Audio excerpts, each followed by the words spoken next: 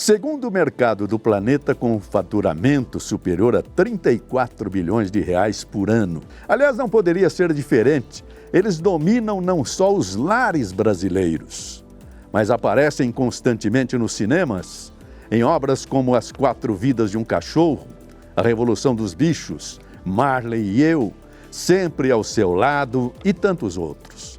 Na literatura, então, como esquecer do coelho branco e a gatinha Dinah em Alice no País das Maravilhas? E a coruja Edwiges em Harry Potter? E a cadela Baleia em Vidas Secas? Como não se emocionar com Vinícius de Moraes declamando a oração para São Francisco, em que ele descreve o santo levando Jesus Cristo no colo, fazendo festa e contando histórias aos passarinhos. O convidado de hoje sabe que o universo pet nacional só cresce. Por isso, nas mudanças da vida, ele abandonou a carreira de animador de festas, vendedor de gibis, dono de supermercado, para fundar o maior pet shop do Brasil, a Petz. Em entrevista recente, aliás, ele disse que da falência do mercado até o fim da carreira de animador, as experiências moldaram o sucesso. Atualmente, é fato, ele vibra com a população pet brasileira de 139 milhões de animais, distribuídos entre cães, gatos, peixes, aves, répteis e pequenos mamíferos nas casas, apartamentos e também em comunidades. E vê um futuro promissor quando analisa o mercado global e percebe que, ao redor do mundo, há uma população hoje de 1 bilhão e 600 milhões de animais de estimação. Mas não só as cifras mercadológicas o encantam. Trabalhar com aquilo que gosta é fundamental. E quando se fala em pet, logo vem a ideia de quem tem um amigo, tem tudo.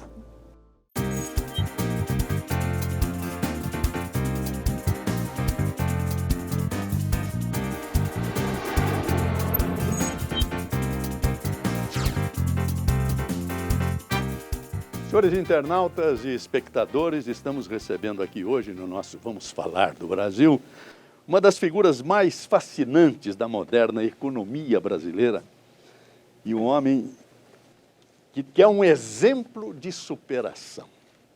Por isso que nós o estamos trazendo. Sérgio, muito obrigado pela sua presença. Prazer estar aqui, Joseval. Pois é, este programa tem por finalidade, Sérgio, falar bem do Brasil. Mostrar o que é o nosso país, que não é apenas desastre, violência, bala perdida, corrupção. Há um Brasil diferente, que eu chamo de nação, para distinguir da República, afirmando que o que apodreceu foi a República. A nação brasileira é o povo brasileiro. E você é um exemplo disso. Já levou uma paulada com que idade? Com 34. E como é que você recuperou tão rápido? Porque foi uma grande paulada. Sem dúvida. Como é que você se recuperou tão rapidamente? Procurando escolher a paulada não como uma vitimização da paulada, certo, e sim como uma oportunidade de aprendizado. Que lições que eu poderia tirar daquilo? O que eu poderia aprender com tudo aquilo e como que eu poderia usar aquilo para um projeto futuro. Então, basicamente, escolhas que você faz. Tem gente que escolhe se vitimizar, culpar os outros e ficar ressentido e ficar a vida inteira falando do passado. Eu escolhi olhar para o futuro. Você já trabalhava no setor de pets nesse tempo? Não. Começou depois? Depois o Pet, eu comecei mesmo com a Pet Center Marginal em 2002. Antes, a empresa anterior que eu tinha era uma distribuidora de alimentos e perfumaria. Certo. E essa empresa quebrou, e depois disso que você começou esse trabalho. Você é o maior do Brasil hoje, no setor? Então, em Ou quantidade ainda tem nego brigando com você por aí? Em quantidade de lojas, sim. Sei. Quantas lojas você tem, Sérgio? Atualmente estamos com 97 lojas e até o final do ano serão mais de 105 lojas. Certo. Então, para você, a crise não existe. Ou para o setor, a crise não existe. Eu acho que crise é muito uma perspectiva também da percepção que você tem, né? Sempre existem oportunidades. E do mesmo jeito que eu falei que na falência você pode escolher que aprendizados que você tem, eu também me habituei sempre a ver, às vezes nas dificuldades econômicas que o país ocasionalmente apresenta, oportunidades. Porque nunca é igual para todo mundo. Quando você tem, eu vou dar um exemplo recente, a crise mais severa que nós tivemos em 2014 e 2015 foi uma excelente oportunidade para fazer expansão. Porque você tinha mais imóveis disponíveis, você tinha mais mão de obra disponível e foi justamente o momento que nós colocamos o pé no acelerador de abrir muitas lojas. Porque enquanto uns estavam fechando, a gente estava abrindo. Esta descrição serena e simples que o Sérgio está fazendo, na verdade, é a descrição, como ele acaba de dizer, de mais de 100 lojas de pets que serão criadas, que já são 90 e tantas. 97. 97 que serão criadas no Brasil. Agora, pensa em loja. Ele está abrindo, por exemplo, uma na Bahia, que é um verdadeiro monumento, segundo eu soube. O que é essa loja sua na Bahia? O que é? Nós fizemos a estreia no Nordeste, em Salvador, na Paralela. Um imóvel icônico lá, pertencia àquela rede insinuante, então um imóvel super conhecido pelo soteropolitano. E então nós colocamos uma loja completa lá, uma loja com amplo estacionamento, com toda a oferta de produtos e serviços e um hospital veterinário completo. O hospital mais moderno do Nordeste na área veterinária hoje se encontra em Salvador, que é a marca Ceres, que nós criamos há 1 ano e pouco atrás. E o hospital veterinário é uma marca também da Pets? Existe em outras lojas? Exatamente. Nós somos hoje a primeira rede veterinária a ter hospitais em diversos estados. Então, nós já estamos na Bahia, nós estamos no Espírito Santo, na cidade de Vitória, nós estamos na cidade de São Paulo e em Goiânia, e em Goiás, na cidade de Goiânia. Então, já são alguns hospitais e mais alguns hospitais aí para saírem nos próximos meses. Muito bem, é evidente que nós vamos aproveitar a presença do Sérgio, para você que ama o seu bichinho, para falar também da melhor forma de cuidar dele, de tratar, etc. Mas antes eu tenho pelo menos mais 2 perguntas no plano pessoal. Primeiro, eu li que ele começou com 9 anos atrás de um balcão. É isso, Sérgio? Eu acho que... Eu costumo dizer que eu talvez tenha começado um pouquinho antes. Eu vou te explicar o porquê, Joseval. Eu nasci no bairro do Brás, em São Paulo. E a minha casa, ela tinha quarto, cozinha e loja. No lugar da sala, meu pai tinha destruído a sala e tinha feito uma loja. Então eu morava literalmente nos fundos de uma loja. Então desde que eu nasci, eu estou acostumado a lidar com o comércio, a ver clientes entrando, saindo, todas as questões pertinentes ao comércio. Então para mim, desde sempre eu estou no comércio. Talvez nessa fase de 8, 9 anos foi quando eu fiz a primeira atividade independente, que foi comprar algumas roupas, vender na própria loja do meu pai, vender gibis usados na porta também. Aí eu comecei a fazer algumas coisas. Depois você foi no campo da diversão. Segundo, não vá se ofender, mas eu li que você foi palhaço. A questão não é me ofender, a questão é que talvez tenha sido um dos grandes orgulhos da minha vida. Eu ter sido palhaço salsicha.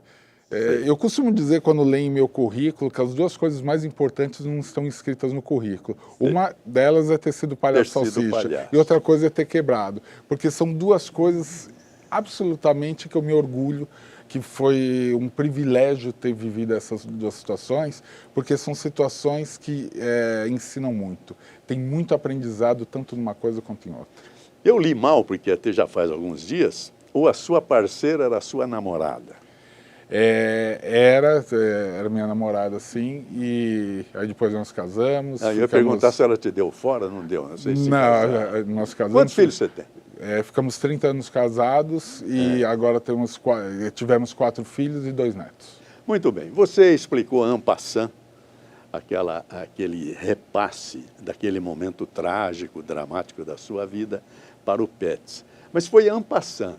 Como é mesmo que surgiu a ideia de você entrar num mercado que você não conhecia e sedimentar um patrimônio como você conseguiu em tão pouco tempo? Deixa eu te contar, Joséval. Nós tínhamos no atacado algumas unidades. Então nós tínhamos uma unidade em Santa Bárbara do Oeste, nós tínhamos 2 unidades em Guarulhos e nós tínhamos uma unidade na Marginal Tietê, onde nós tínhamos um autosserviço de perfumaria que concorria com os outros autosserviços de perfumaria lá da região. Quando o negócio afundou, essa unidade da Marginal era a única coisa que tinha para se recomeçar alguma atividade. E a primeira coisa que eu pensei foi em montar uma perfumaria de varejo lá. Só que a indústria, em especial, na época L'Oréal, falou assim, olha, varejo na Marginal não vira porque precisa ter muito fluxo de pedestre. Lá, Marginal tem fluxo de carro, então só serve para atacado, não serve para varejo. Aí eu pensei em montar uma mega loja de brinquedos. Talvez por ter 4 filhos, eu falei assim, pô, pelo menos eu não, e por ter divertido as crianças no seu trabalho sem de dúvida, artista. Exato. Então eu tinha esse sonho de ter uma mega loja de brinquedos, chamei na época o gerente da Estrela para perguntar o que ele achava da ideia, e ele me desaconselhou. Ele falou que era muito sazonal o segmento e já tinham algumas redes estabelecidas, que não adiantava montar uma loja grande, que eu teria muita dificuldade de concorrer num mercado que já tinham redes estabelecidas. E aí, por fim, eu tinha um cunhado, casado com a minha irmã, que fabricava shampoo no quintal da casa dele. Literalmente isso. Shampoo para cachorro? Shampoo para cachorro, no quintal da casa dele. E ele me perguntou por que eu não pensava em entrar no segmento de pet shop. Eu falei, ó, o nome dele é Marcelo. Eu falei, Marcelo, deixa eu te falar uma coisa. Pet shop não tem cabimento, porque lá são 3.000 metros quadrados que eu tenho. E pet shop tem 100 metros, 150 metros, 70 metros. Para mim era uma coisa incabível e eu achava que não fazia o menor sentido abrir uma pet shop. Mas ele insistiu um pouco, eu chamei o gerente da Pedigree na época, meio envergonhado até, para perguntar o que ele achava da ideia de abrir um pet shop.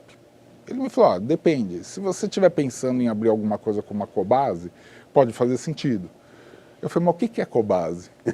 Porque, sinceramente, eu não sabia o que era, eu não sabia, eu morava no Tatuapé, e ele me deu o endereço, e na época a Cobase tinha 3 lojas, tinha uma no CEAGESP, tinha uma na Giovanni Gronchi e tinha uma no Walmart de Osasco. É o seu grande concorrente? É o grande concorrente. Então, quando eu fui conhecer essas 3 lojas, eu falei, meu Deus do céu, 3 lojas enormes, bonitas. Eu falei, nossa, se tem 3 lojas na Zona Sul-Oeste, em São Paulo, grandes, por que não ter uma loja na Zona Leste e Norte, para atender a Zona Leste e Norte? Faz todo sentido. E aí eu me animei e falei, é esse segmento que eu quero entrar. Só que, como eu não tinha a menor experiência, não tinha nenhum conhecimento do segmento, a minha ideia foi, quero ser franqueado da Cobase. E aí, eu falei assim, se eu for franqueado, eu pulo etapas, posso ter uma participação super pequena no negócio, para mim o importante era recomeçar a vida e tendo a segurança de uma empresa que já tivesse know-how, seria mais fácil. E aí, quando eu fui falar com o gerente da loja, que eu queria falar com os donos, tal, para falar sobre franquia, ele já me barrou dizendo que os donos não atendiam isso, porque eles não tinham interesse em franquia. Aí eu fui aprender. Ô Sérgio, uma das coisas que me fascinaram na sua biografia, que eu li, biografia de Google, né? Mas é essa forma aberta sua de partir para o mercado, buscar lá em cima, mas de uma forma aberta. Por exemplo, segundo consta, você captou recursos no mercado internacional. Como é que foi isso? E hoje, mas para fazer isso você tinha que ceder parte da sua empresa. Como é que você conseguiu esse espírito democrático? E que você recomenda para o empresariado brasileiro que está numa situação como aqui, a tua, de ter uma ideia, ter um bom programa, um bom projeto, mas não ter capital? Acho que aí entra muito essa questão da experiência da falência. Uma das causas importantes nas minhas reflexões de por que o negócio deu errado foi porque eu cresci rápido e, como se diz no popular, tropecei nas próprias pernas. né? Então, um crescimento rápido, fiquei altamente endividado no sistema financeiro. Na primeira problema de choque de juros que teve, o negócio desandou e eu acabei não segurando o negócio. Então, dessa vez, eu já estava vacinado contra crescimento rápido. Quando eu cheguei num estágio de estar com 27 lojas, eu já vinha, na época, conversando há algum tempo com fundos de investimento e sabia que era melhor abrir mão de uma parte da empresa para ter um crescimento sustentável, para ter um crescimento com musculatura, com suporte econômico e com governança corporativa. Então, foi assim que entrou um fundo americano em 2013 na empresa, quando estávamos com 27 lojas. E você recomenda isso para os empresários brasileiros que estão na situação em que você estava? O que eu recomendo para os empresários brasileiros é que eles, em primeiro lugar, saibam o que eles querem para depois procurar o fundo de investimentos. Por que eu estou te falando isso? Porque não é toda empresa que, quando procura um fundo de investimentos, vai bem. E muitas vezes isso acontece porque ela procura o fundo por razões equivocadas. Por exemplo, se você está procurando um fundo só por causa do dinheiro, você tem que tomar cuidado com o fundo que você arrumar, porque nem sempre o fundo só quer pôr o dinheiro, ele quer pôr gestão também. Desce afunda, né? Exatamente. Então, você não pode olhar o fundo como alguém que só vai colocar o dinheiro e não vai participar do negócio. Isso é um equívoco. Isso não existe. Assim como também existe o equívoco por parte de gestores de fundo, de às vezes entrar numa empresa, desconsiderar todo o histórico dela e achar que dali para frente quem sabe fazer o negócio é o fundo. Então, eu tive a felicidade de encontrar parceiros que souberam ter um relacionamento comigo de aprendizado recíproco, né? Um respeito à história do que estava feito, do que ainda seria feito, e eu também aprendendo muito com eles. Então foi uma parceria que as duas partes saíram ganhando. Quantos itens você tem na sua prateleira para vender para cão e gato? Você tem ideia? São cerca de 20 mil SKUs diferentes. E como é que você chegou a conhecer 20 mil itens e botar na prateleira? Pois aí acho que talvez tenha sido mais difícil conhecer os primeiros 200. Porque aí depois uma coisa vai encadeando outra, o início é muito difícil. Mas aí depois a gente vai aprendendo, né? Depois são pequenas variações que vai tendo nos itens. E uma coisa importante, Joseval, e aí eu faço justiça com a equipe, uma das coisas mais interessantes que eu aprendi, em especial nos últimos 5 anos, 6 anos com a entrada do fundo, foi contratar gente melhor do que a gente. Eu ia perguntar, sabe? Como é que você seleciona seus funcionários? Isso. Esse foi um aprendizado maravilhoso que eu tive, em especial depois da entrada do fundo. Eu comecei a ver em cada diretor a necessidade de ter que admirar o diretor e saber que eu tinha que ter a clara noção de que se eu estivesse no lugar dele, eu não faria melhor que ele faria muito melhor, ele faz muito melhor do que eu faria se estivesse no lugar dele. Isso para mim é fundamental, ter admiração pelo seu diretor, saber que ele está fazendo um ótimo trabalho. Na formação de uma empresa, eu gosto de usar a metáfora da orquestra. O que eu procuro fazer é colocar o melhor tocador de cada instrumento. E qual que é o meu papel nisso? É ser o maestro. É ter ouvidos para fazer com que essa orquestra toque de forma afinada e saia uma música bonita. Porque às vezes não adianta ter os melhores tocadores de cada instrumento se cada um tocar no seu ritmo. Então o meu papel está sendo dar ritmo a excelentes tocadores dessa orquestra. Eu gostei muito dessa imagem, que eu ia exaltar de novo esse desprendimento seu de entregar para diretores que sabiam até mais do que você do ramo. É um ato de desprendimento. Mas você agora definiu, você é o dono da orquestra, você é o maestro, então é beleza. Isso outra pergunta, ô Sérgio, que me chamou a atenção. Você excluiu o nome Marginal da sua empresa aqui da Marginal Tietê. Uhum. Por que isso? Em 2002, primeiro, antes de falar o porquê da exclusão, deixa eu falar o porquê da inclusão, né? O porquê do nome. Não, que era o galpão na Marginal. Então, justamente, eu brinco sempre que quando a gente monta um negócio e não tem dinheiro para fazer marketing, a gente tem que tentar transmitir no nome o maior número de informações possíveis. Então, Pet Center já dizia o que era, Marginal dava o endereço. Certo. E eu tentei colocar o telefone também, mas aí o pessoal achou que era exagerado. Era então, exagero. Então ficou Pet Center Marginal para transmitir justamente essa ideia do que fazia a localização.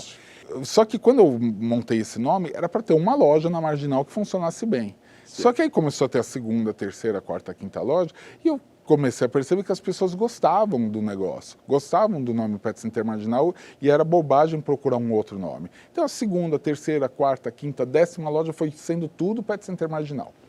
Aí chegou o momento de abrir fora do estado de São Paulo. Sim. A primeira loja que a gente abriu foi em Brasília, Pet Center Marginal. Sucesso total. Eu costumo brincar que o Congresso se sentiu homenageado, deve ser isso. Imagina, não, hein? Aí, abrimos em Goiânia, também foi tudo bem. Abrimos no Rio de Janeiro. Rio de Janeiro não estava indo bem. Aí você ofendeu o povo. Né? Olha que coisa PCC interessante. Lá. Não estava indo bem no Rio de Janeiro, as lojas, diferentemente de tudo que acontecia. Aí nós encomendamos uma pesquisa, um focus group, para tentar entender dos consumidores o que estava acontecendo. E eu fiquei naquele vídeo por detrás assistindo essa entrevista. Aí uma mulher falou assim nessa entrevista: pô, não entendo, como é que essa empresa vem aqui para o Rio e abre um nome Pet Center Bandido? Porque pro carioca, e eu aprendi isso depois, que Marginal não tinha esse sentido de rua. Marginal tinha o único sentido de bandido. Eles têm o mar. Exatamente. Então era Pet Center Bandido lá. Aí o moderador fez uma provocação para uma senhora lá dizendo o seguinte: quando a senhora escuta Pet Center Marginal, o que vem à sua cabeça? Aí ela falou assim, ó, vem um cachorro com uma venda nos olhos, uma arma em punho, pronto para assaltar a gente. A hora que eu escutei isso, eu falei, pronto, acabou o nome Pet Center Marginal, não dá para continuar com esse nome. E foi assim que morreu o nome. A entrevista está linda. Nós vamos fazer um pequeno break. Voltaremos dentro de instantes.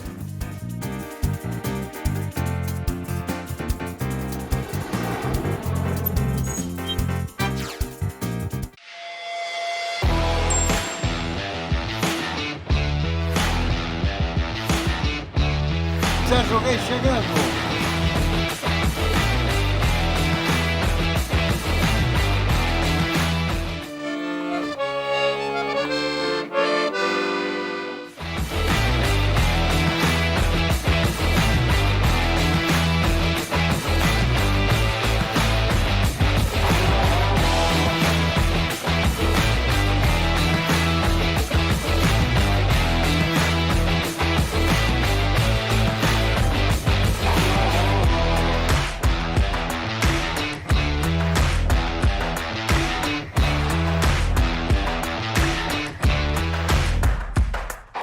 Hoje eu estou aqui para entrevistar você, José Valdo.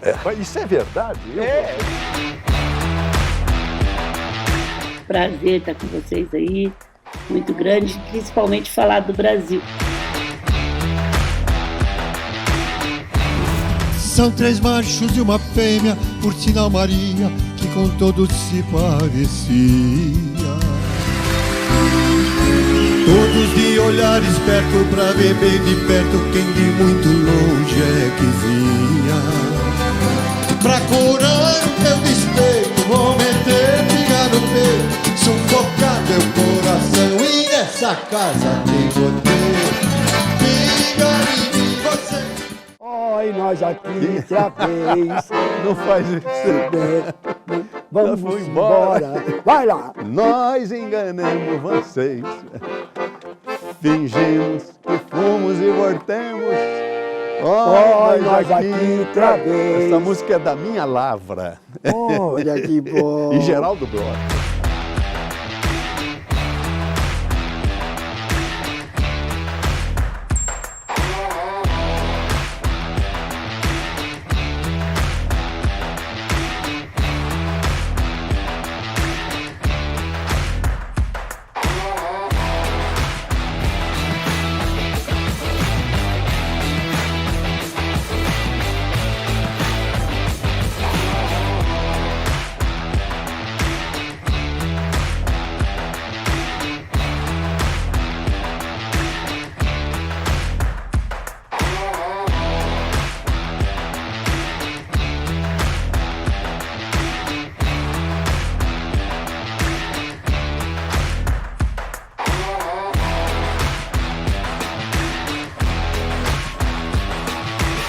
senhores internautas, estou aqui saudando a todos os internautas e telespectadores para divulgar o nosso programa Vamos Falar do Brasil, que tem o projeto de mostrar o que é o nosso país. A primeira frase que eu usei vale até hoje: o que apodreceu no Brasil foi a República.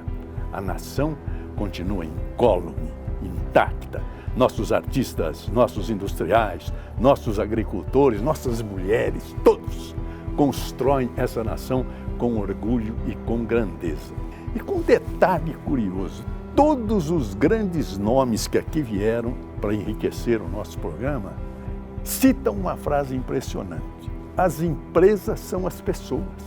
Mais do que o produto, as empresas são as pessoas e se valorizam as pessoas. Por isso que eu vou mostrar para os senhores como para nós também o programa são as pessoas. Eu vou citar as pessoas que já vieram.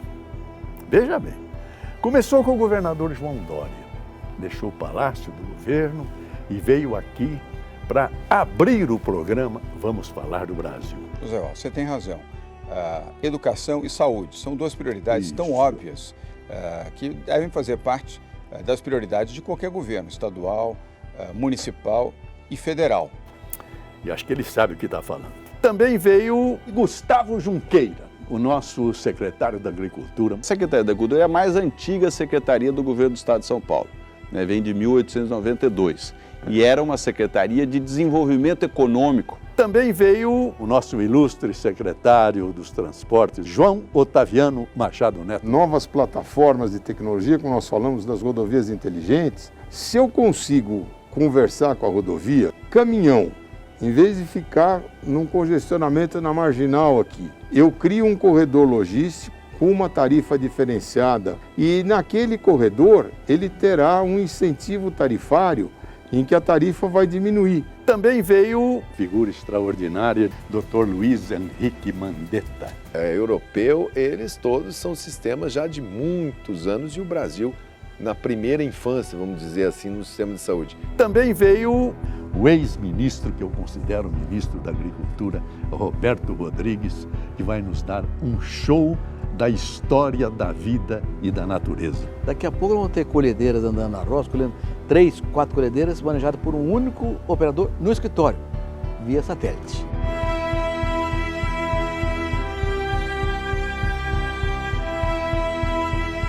Veio também Luísa Helena. O sucesso nada vem fácil, né? E ninguém tem sucesso, você está de sucesso. Também veio Raquel Sherazade. Joseval Peixoto. Muito obrigado pela sua presença. Muito obrigada Raquel, pelo convite. Essa é a primeira entrevista que eu dou depois de sair do SBT Brasil. E um dia eu fui o assunto mais comentado do Twitter. Um telespectador gravou, postou no YouTube e do YouTube ele explodiu. Foi quando o SBT me chamou. Eu vim para São Paulo para conversar, sair daqui com um contrato assinado. Onde a Itália ela aumentou, né, no ano, mais de 170% a importação dos nossos produtos na cadeia soja para aquele país. Os bancos já deixaram de faturar, só nesse tempo de vida do Pix, já deixaram de faturar mais de R$1 bilhão em taxas. Não sei fazer teatro, não sei fazer cinema, não sei fazer nada. Eu sou rato de televisão. Só sei fazer televisão. Então eu acho que a televisão é um grande transportador da arte, da cultura.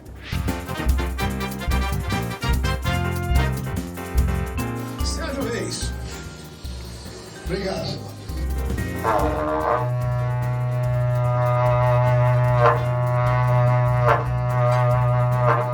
Ok, ação, vem. Ora, você vai numa novela que vai no horário nobre, na Manchete, vai ser no Pantanal, do Benedito Rui Barbosa. Pô, você é do Pantanal, é pescador, gosta de lá, conhece, eu preciso de você lá. Canta bonito, tem as músicas, nós não vamos fazer dupla, vamos fazer 2 personagens diferentes. E tem uma coisa, nós ainda vamos ganhar e beijar as mulheres bonitas, o que mais você quer, cara? Quando eu conheci o Sérgio Reis, eu conheci também o Valince. Na gravadora Odeon, no Rio de Janeiro. Esse aqui é o Sérgio Reis, cantor Coração de Sérgio papel, Reis, né? Coração de papel. Vai. Então a gente se uniu ali e eu estava já naquela época, o meu carro é vermelho, não usa espelho. Naquele tempo, a pessoa chegava cantando e não ensaiava. Eu já direto. tem que tocar. Você fala, o que ele está cantando? Nunca ouvi. Não, você nunca ouviu mesmo. Ele, primeira vez que ele vai cantar aqui. Como os senhores veem, também para nós, as empresas e os programas são as pessoas. Vamos falar do Brasil.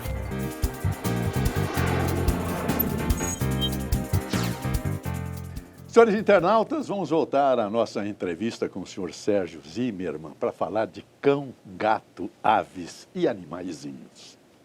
Então, para o senhor, para a senhora que ainda não tem, vamos ficar no leigo. Você não tem seu cachorrinho, seu gato. Como é que faz? Por exemplo, que raça escolher? Então, você tem que cachorro? Eu tenho York aqui em São Paulo, no apartamento, e tenho labrador no sítio e vários sem raça definida também no sítio. Como é que se escolhe uma? Então, é importante você escolher a raça de acordo com o local onde você mora e com as características de vida que você tem. Por causa do tamanho. Então não tem assim, essa raça é melhor que aquela. Não tem isso. O que tem é o seguinte, tem raça mais adequada que outra de acordo com o lugar que você mora e com o estilo de vida que você tem. Então, se você não tem, por exemplo, tempo para passear, frequentemente, você tem que ter cuidado de não escolher uma raça que exige diariamente um passeio. Certo. Se você tem um espaço pequeno, é uma judiação você colocar um cachorro grande. Então, você tem que... são alguns cuidados que você precisa ter para escolher a raça que seja adequada e mesmo que não tenha raça nenhuma, mas para que tenha um estilo adequado. E gato, que é outra paixão. O que é maior movimento na sua loja? É gato ou é cachorro? São cães. Deixa eu aproveitar, José Val, até uma história super interessante, porque muita gente às vezes não sabe nitidamente a diferença de cão e gato. E eu aprendi com um grande mestre desse segmento, o Alexandre Rossi, qual a diferença de cão e gato, e eu quero contar para os telespectadores aqui essa diferença. O cão, ele pensa o seguinte: o meu dono me dá carinho, o meu dono me dá alimento, meu dono me dá água, meu dono me leva para passear, meu dono me leva no veterinário, logo, meu dono é o rei. Isso é o cão pensando. O gato pensa assim: o meu dono me dá carinho, meu dono me dá ração, meu dono me dá água, me leva no veterinário, logo, eu sou o rei. Essa é a diferença do cão pro gato. Como o gato é egoísta. Mas o gato, eu tenho gato também e eu posso garantir que gato é apaixonante. É sim. Agora, outra coisa, como é que é o tratamento? Vacina, que tipos de vacina? Porque você tem que tratar, cuidar, a raiva é perigosíssima. Como é que é isso? Então, na Rede Seres, que é a marca da Pets com hospitais, lá os veterinários, eles dão a orientação desde os primeiros dias de vida do filhote até todas as fases adultas. Tem todo um calendário de vacinas e a gente tem até um sistema legal que avisa o tutor quando está na hora de fazer o reforço da vacina ou dar uma segunda, terceira dose. Então funciona super bem. E é importante, cada vez mais, você vacinar para uma série de coisas que tem, inclusive a raiva. E essa questão do cão de guarda, que às vezes é violento, como é que se faz o cruzamento de um cão violento? Então, aí, essa parte mais técnica de falar de cruzamento, até porque eu não sou veterinário e eu sou administrador, então eu prefiro não entrar nessa parte que tem essas especificidades técnicas. Mas o que eu posso dizer é que... Se orientar com o treinador, então... É que o cão, ele tem uma predisposição à violência, mas sem dúvida nenhuma, ele é estimulado pelo adestramento a ser mais calmo ou ser mais violento. Não é a raça puramente que vai identificar se aquele cão é violento ou não. Tem muito a ver da forma como ele foi criado e como ele foi treinado. Outra coisa, Sérgio, que me impressionou na biografia, não só sua, da sua empresa, é o problema da adoção. Aliás, Você foi eleito empresário do ano pela Associação dos Lojistas, muito pelo fato de você ser um homem dedicado à adoção dos animais, não é isso? É verdade. Só que você agora não permite mais a venda de animais nas suas lojas. O que é que houve? Acho que antes de contar por que a gente parou a venda, assim como eu fiz com o nome, eu preciso contar por que eu comecei a venda, porque aí fica mais fácil entender por que a gente parou. Quando eu entrei nesse segmento, como eu disse, eu não conhecia nada do segmento, conhecia realmente muito pouco. E uma das coisas que eu queria entender é como é que era, quando a pessoa queria comprar um cachorro, como é que ela fazia, onde é que ela comprava? Isso era uma questão inicial de fundação do negócio.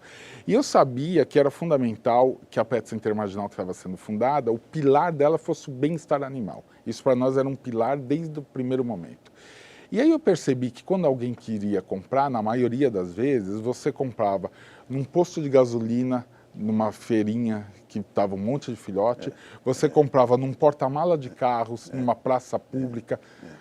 E aquilo me incomodava muito, porque aquilo para mim não tinha nada de bem-estar animal. E eu puxei o desafio para trazer para dentro da nossa loja e das nossas lojas posteriormente, o desafio de fazer a comercialização de uma maneira ética, de uma maneira responsável e que, antes de mais nada, preservasse o bem-estar animal. Isso para nós era fundamental. Ao longo de 16 anos, 17 anos, nós comercializamos milhares de cães e gatos. E com muito orgulho, porque assim fizemos da melhor forma possível. Recentemente, houve um problema com um criador que também vendia para nós. Esse criador ficou exposto na mídia e, evidentemente, por nós mantermos relação com esse criador, teve um desgaste. Acabou atingindo a marca. Acabou atingindo a marca e nós procuramos entender, não por conta das redes sociais, porque a gente queria entender a opinião dos nossos clientes. Certo. E a gente percebeu uma certa divisão sobre o tema. A gente percebeu que havia até um paradoxo. Embora as pessoas quisessem comprar um cachorro, elas não estavam mais curtindo ver o cachorro na vitrine das nossas lojas. Uma parte delas não estavam mais. Em respeito a essa percepção de uma parcela dos nossos clientes, a gente optou por parar de vender. A gente já fazia adoção, mas quando nós decidimos parar de vender, o que nós fizemos a adoção que ficava na porta da loja e os filhotes que eram vendidos dentro, a gente trouxe a adoção para dentro. E a gente trouxe como desafio que o número de adoções deveria dobrar. E nós conseguimos isso. A gente já tinha o maior projeto de adoção do Brasil, doando quase 5 mil cães e gatos por ano, antes de parar de vender filhotes. Hoje a gente já está batendo quase a marca de 10 mil cães e gatos doados por ano. É a maior marca de adoção disparado do Brasil. Para você foi até um prejuízo, que a venda era um dos produtos da sua loja. Você cortou. O que nós fazíamos a venda fundamentalmente pensando no bem-estar animal. Para nós, a questão financeira realmente foi irrelevante, porque como nós somos uma empresa absolutamente formal, vender o filhote propriamente dito nunca foi uma coisa lucrativa, e não era isso, isso não era importante. Sim. A gente fazia por convicção, por ideologia de bem-estar. A hora que a gente percebeu que o entendimento de uma parte do consumidor não era esse, nós paramos e ficamos só com a adoção. Joseval, se me permite, eu queria até esclarecer uma coisa sobre a nossa coerência de bem-estar animal. Embora a gente não venda, a gente é absolutamente favorável a quem deseja comprar de um criador ou de um outro lojista. Uma raça, um determinado. Sim. E por que nós somos favoráveis? Eu vou te explicar de uma maneira muito simples. Quando o foco é bem-estar animal, pouco importa se você adotou ou se você comprou. O que interessa é em que condições aquele animal que está para doação ou está para venda foi cuidado antes de ser doado. E em que condições esse animal vai ser cuidado depois da adoção ou da venda. Isso é bem-estar. O bem-estar animal não tem a ver com o fato de ter dinheiro na compra ou ser uma adoção.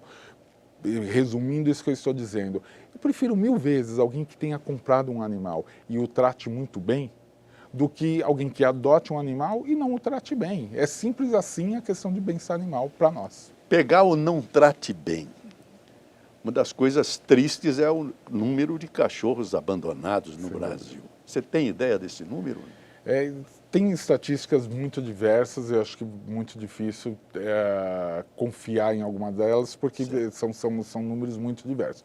O que a gente sabe, e esse é um outro equívoco que muitos protetores fazem, eles associam o abandono à venda, e isso não é verdade. Isso seguramente a gente percebe que não funciona desse jeito. Realmente, o grande abandono não está nas pessoas que compraram cães. Está muito mais de outras formas, em especial, às vezes, pessoas que adotam sem ter condições de manter aquele cachorro e depois percebem pelos gastos, ou pelo trabalho, ou pelo latido, que acaba se desfazendo. Mas não é uma contradição, quer dizer, o sujeito adota porque ama o animal e depois larga o animal, quer dizer, abandona o animal. Perfeito, esse é um ponto, esse é um ponto super curioso. É exatamente por isso que nós somos absolutamente contrários à ideia de você promover a adoção por pena. Veja só, você pegar um cãozinho, começar a chorar, ficar em frente a uma câmera, e falar, olha, coitadinho, ele precisa de abrigo, ele precisa de alguém, porque você desenvolve no outro o instinto do salvamento, o instinto de eu vou pegar porque ele está precisando de mim. Só que se você não tem condições de criar, o ato seguinte vai ser você acabar abandonando ou não tratando como se deve. Então o que nós procuramos fazer na adoção é uma adoção consciente, não uma adoção por impulso. A gente não quer história triste para convencer uma pessoa para adotar. A gente quer uma história alegre e dizer sobre o que aquele cãozinho pode ser de bom naquela família. No plano internacional, você conquistou também um prêmio internacional. Que prêmio é esse? Em parceria com a agência Ogilvy, foi a ideia do Pet Commerce. E o que é o Pet Commerce?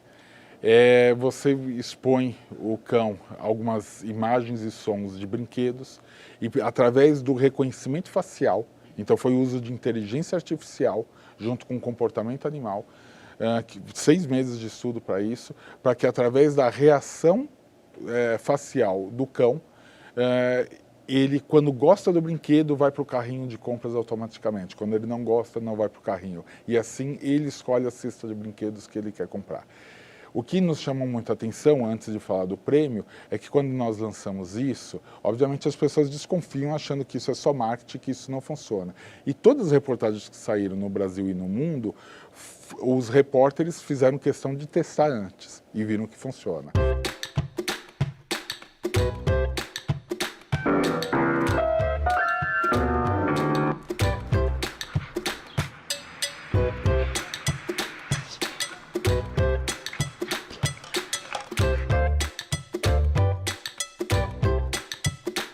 Pets, o maior pet center do Brasil apresenta Pet Commerce, a primeira loja online onde o seu cachorro é quem escolhe o que quer comprar. É simples. Você entra no site da Pets, clica em Pet Commerce e mostra os produtos para o cachorro. Através de reconhecimento facial, a ferramenta vai detectar quando ele se interessar por um produto, mandando ele direto para o carrinho de compras. Para fazer isso, firmamos uma parceria com o Instituto Tudo de Cão, liderado por um dos melhores adestradores do Brasil, para classificar milhares de expressões de diferentes raças de cachorros, de acordo com a posição das orelhas, boca, além de sinais de relaxamento ou alerta. Depois, treinamos uma inteligência artificial ativada por reconhecimento facial para detectar os mesmos sinais identificados pelo adestrador, para cada uma das raças. E para completar, criamos a primeira experiência de navegação exclusiva para cachorros. Para construir a experiência de navegação, nós levamos em consideração a visão dos cachorros. Diferente dos humanos, eles enxergam numa escala de amarelos e de azuis. Além disso, como eles não prestam atenção em imagens estáticas, nós apresentamos os produtos todos em movimento e ajustamos a frequência sonora para que os dogs consigam perceber melhor o som. Pela primeira vez na história, quem vai comprar vai ser o cachorro, mas quem vai pagar vai ser você. Pet Commerce, tão simples que até o seu cachorro pode comprar.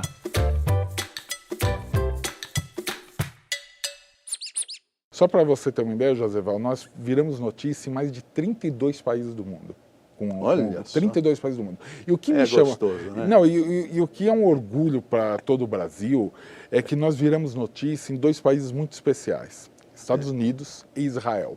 Por que eu estou citando esses dois países? Porque são berços da tecnologia, são berços da inovação, né? O Waze que vem de Israel. Então, quer dizer, as grandes coisas ligadas à inteligência artificial ou vêm dos Estados Unidos ou vêm de Israel. E a gente conseguiu virar notícia nesses lugares com essa ideia. E fomos reconhecidos em Cannes, ganhando o Leão de Ouro com essa ideia. Então é um prêmio realmente muito raro das empresas brasileiras conseguirem, e nós tivemos esse privilégio de ter alcançado isso. Pois, Sérgio, e nesse plano internacional, qual é a classificação do Brasil nesse meio como a população voltada para o amor ao cão, ao gato? Como é que está isso? Existe esse índice? Sim, sem dúvida. O Brasil hoje, em termos de mercado, de forma objetiva, em valores, é o segundo mercado mundial. Só está atrás dos Estados Unidos. O Brasil é o segundo maior mercado de pets do mundo. Tá? Só perde para os Estados Unidos.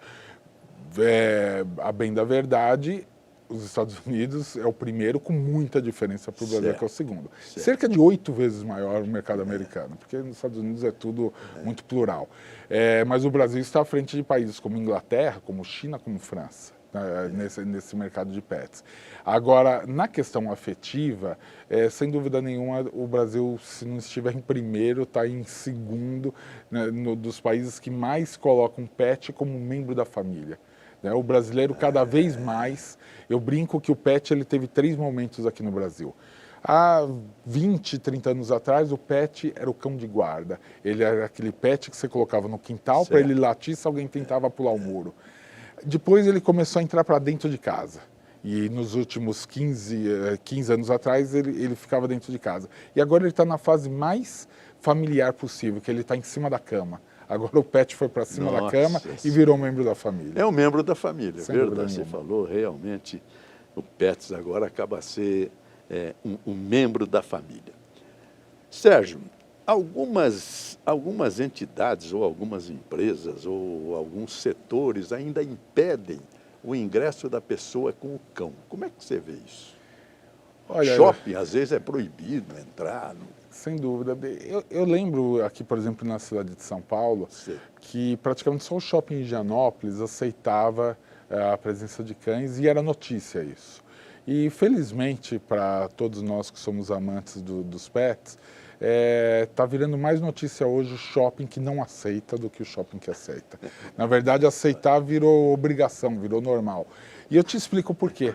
Porque os shoppings perceberam que muitos consumidores começaram a deixar de frequentar determinado shopping pela proibição. Mais ou menos com a seguinte lógica: se meu filho não é bem-vindo aqui, eu também não vou gastar meu dinheiro aqui e eu vou no outro lugar que aceita. Então isso provocou no Brasil inteiro uma reação dos centros comerciais de dizer: aqui seu pet é bem-vindo. Você também criou um parque para os cães ali em Higienópolis, é isso? A gente tem uma adoção na Praça Buenos Aires. A gente fez uma parceria com a Prefeitura de São Paulo de fazer uma revitalização do espaço para cães na Praça Buenos Aires. E nós temos nas lojas, em especial na Ricardo Jafé e na loja do Itaim, um espaço que a gente denomina de Pets Play, que é para os tutores irem e brincarem com seus cães dentro desse espaço. No estádio não pode entrar, né? No estádio ainda não. Nós conseguimos uma vez uma ação muito bonita num jogo São Paulo e Palmeiras. Foi a primeira ação no Brasil desse tipo. O time do São Paulo naquele jogo entrou no estádio, cantou o hino nacional, cada jogador de São Paulo com um cachorro do lado. Olha. E cada um estava escrito adote. Né? Olha só.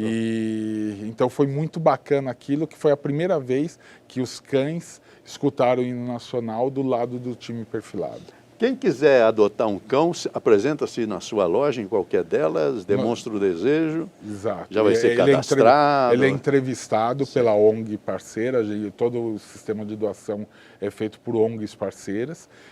E a ONG, a gente seleciona também essas ONGs para que elas tenham cuidado e discernimento para quem vai doar. Não é simplesmente, eu quero pegar e vai e pega. Certo.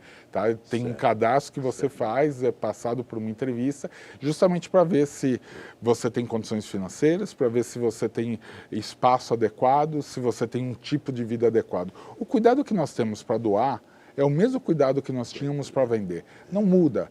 O fato de ter uma transação financeira ou não muda porque tudo é bem-estar animal para nós, como eu disse antes. Então, o cuidado que a gente tem é exatamente o mesmo.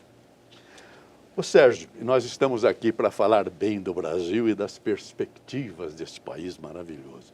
Qual é o movimento econômico financeiro do setor em nosso país hoje? Você tem ideia? Sim, o mercado pet, ele tem movimentado aí cerca de 35 bilhões de reais, tá? Isso, como eu disse antes, coloca o Brasil como o segundo maior mercado do mundo. É um mercado que ele tem crescido 3, 4, 5% ao ano, 6% ao ano, no meio de toda essa tempestade. Eu costumo dizer, Joseval, e aí muito particular o nosso caso, porque a gente cresce nos últimos anos numa média de 30% ao ano. Então, o Brasil está assim, a nossa taxa é 30% ao ano. Tem aquelas frases feitas, mas que faz muito sentido, do tipo, com crise corte o S, né? Então, ao invés de crise, crie. Então, é isso, a gente tem procurado em momentos adversos da economia, enxergar oportunidades. Sempre há oportunidades. É isso aí. Para que eu possa encerrar com tranquilidade, com serenidade, porque esse não é o meu setor. Faltou algo para eu perguntar para você, Sérgio? Deixa eu contar.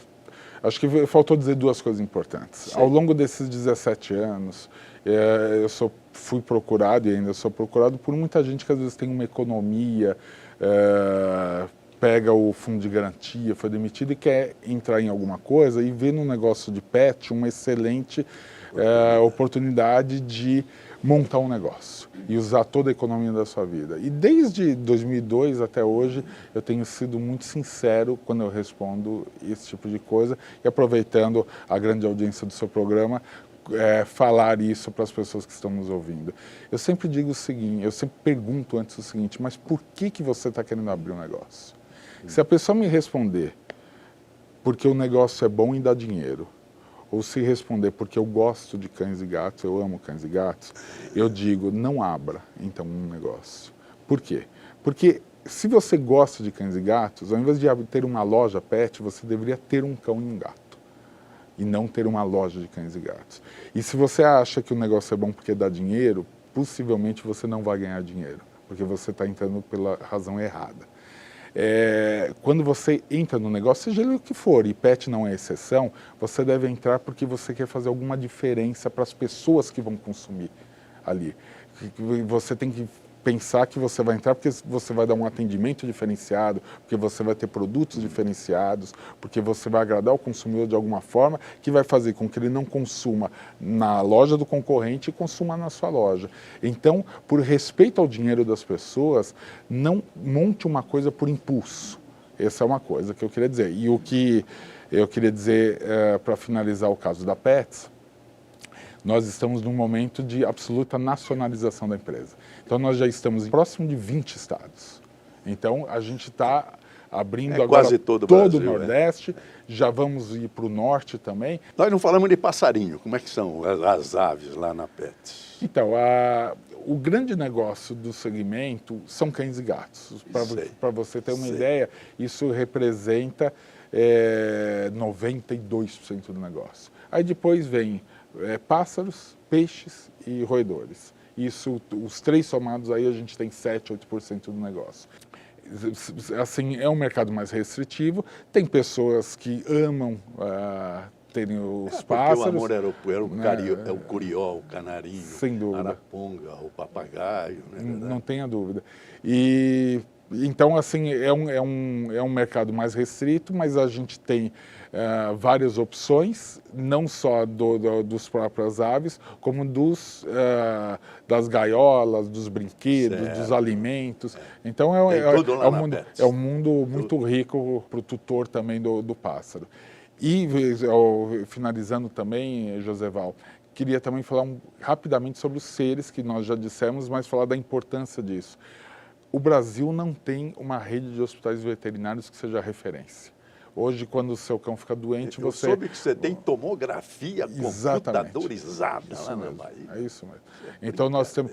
a tomografia está em São Paulo, mas a marca Seres, ela tem uma característica de ter alta tecnologia de equipamentos com os melhores veterinários. Então, a gente tem tudo para nos tornarmos uma grande referência nacional em saúde animal. Inauguração de novas lojas? Todo momento. Que nem eu falei, estamos com 97, serão mais 8 lojas até o final do ano. E por isso que para mim sempre foi muito estranho, ao longo desses últimos anos, falar em crise. Porque nos anos mais duros do que está sendo dito aí da economia, a gente cresce 30% a 35% ao ano. Acreditamos no Brasil. Muito bem, senhores, eu procurei na literatura, até para homenagear este homem que tem essa paixão pelos animais, algo que se referisse aos animais. Nós abrimos até com a baleia de Vidas Secas, mas o grande poema brasileiro a respeito é dramático. Fala de um cão chamado Veludo. Eu tive um cão, chamava-se Veludo, magro, asqueroso, revoltante, imundo. Para dizer numa palavra tudo, foi o pior cão que eu vi no mundo. E todo o poema é a descrição da vontade dele de se desfazer do cão Veludo. E o Veludo sempre volta. Até que um dia ele pegou o barco, foi para o bar, largou lá, veio a toda para a sua casa. Quando chegou, viu que tinha perdido a correntinha de prata. Ficou dramatizado, porque era presente da mãe. Horas depois, ele ouviu o ganido, foi lá e estava o Veludo com a corrente de prata na boca. Aí ele voltou e o poema termina assim: ajoelhado, junto ao cão estupefato, absorto, palpei seu corpo, estava enregelado, sacudi o chameio, estava morto. Mas eu não queria terminar com essa dramaticidade o nosso programa, então eu vou para os passarinhos. O nosso grande Casimiro de Abreu, exilado em Portugal, porque foi mandado para lá pelo pai, ele queria ser poeta, o pai não queria que fosse comerciante. Não era um Sérgio Zimmermann, que com 9 anos já era comerciante. Ele tem um poema para Juriti: na minha terra, no bulir do mato, a Juriti suspira. Mas lá em Portugal, o grande poema é do Guerra Junqueiro para o Melro. O Melro, eu conheci-o. Era negro, vibrante, luzidio, madrugador jovial. Logo de manhã cedo, começava a soltar pelo arvoredo verdadeiras risadas de cristal. O Melro de português é o nosso Passo Preto. Um Passo Preto pousado por ali vê meu soneto e se põe a cismar, triste e sozinho. E eu sinto pena dele. No universo, um passarinho, quando entende um verso, nunca mais sorrirá pelo caminho. Sérgio, muito obrigado pela sua presença. Foi uma entrevista linda. Aprendi coisas lindas não sobre o cão, o amor que se deve ter ao animal. Muito obrigado. Uma grande honra, Joseval. Parabéns pelo programa, está muito bonito. E agora a direção manda que caminhemos para lá, para nos despedir. Muito obrigado a vocês. Obrigado.